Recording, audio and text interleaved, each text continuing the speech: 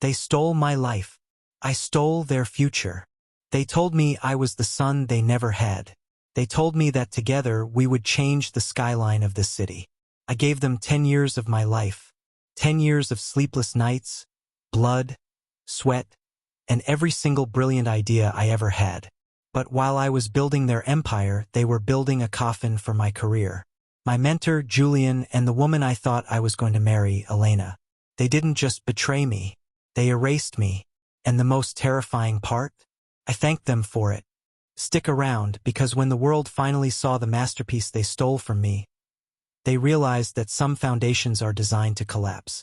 For a decade, I was the ghost.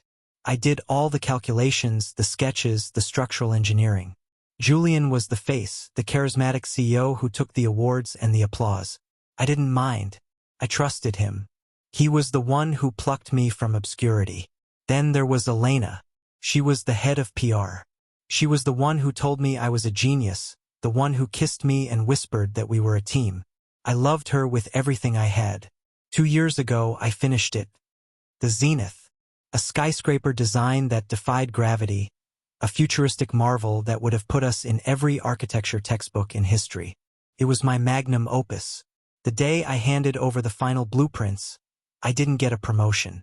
I got a folder on my desk. Julian sat there cold as ice.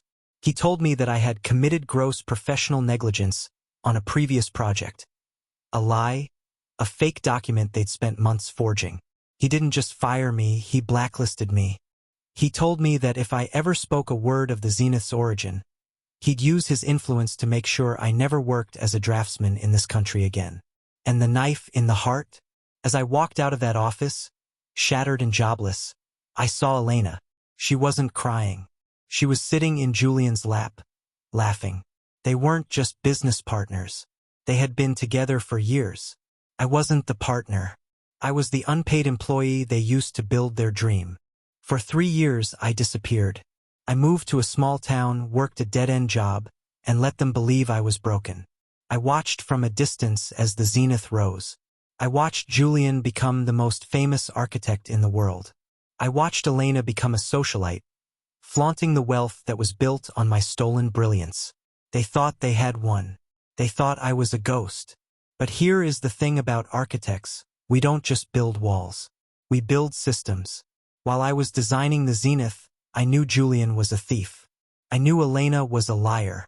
I didn't know when they would strike, but I knew they would. So, I didn't just leave them a blueprint. I left them a puzzle. I embedded a digital signature into the core structural software of the building.